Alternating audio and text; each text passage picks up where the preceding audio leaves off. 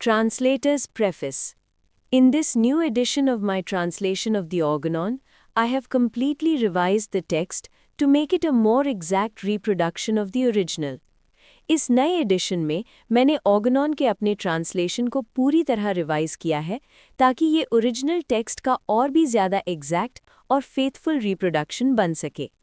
In the appendix, I have given all the more important variations of the previous editions. Appendix में मैंने पहले editions के सारे important variations भी include किए हैं.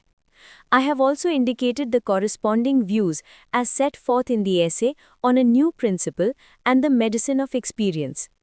साथ ही मैंने उन व्यूज़ को भी इंडिकेट किया है जो essay on a new principle और medicine of experience में दिए गए थे. Both of these essays may be regarded as the precursor of the Organon.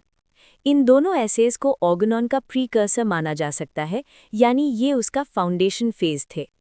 I have added Hahnemann's later opinions on several subjects treated in this work.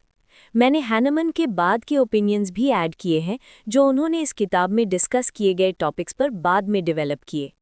The development of a completely new medical system is not a simple process. एक बिल्कुल नए medical system का development कोई सीधा simple process नहीं होता. ये एक कॉम्प्लेक्स चीज़ है और इसलिए 48 सालों के दौरान जब तक हैनेमन अपनी नई डॉक्ट्रिन और प्रैक्टिस को एलैबोरेट करते रहे, नेचुरली काफ़ी चेंजेस और इम्प्रूवमेंट्स आए.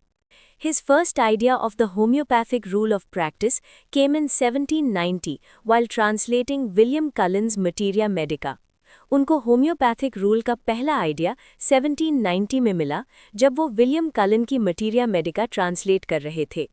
In 1796, he published the essay on a new principle, in which he proposed the homeopathic therapeutic rule. 1796 में उन्होंने essay on a new principle publish किया, जिसमें उन्होंने homeopathic therapeutic rule propose किया.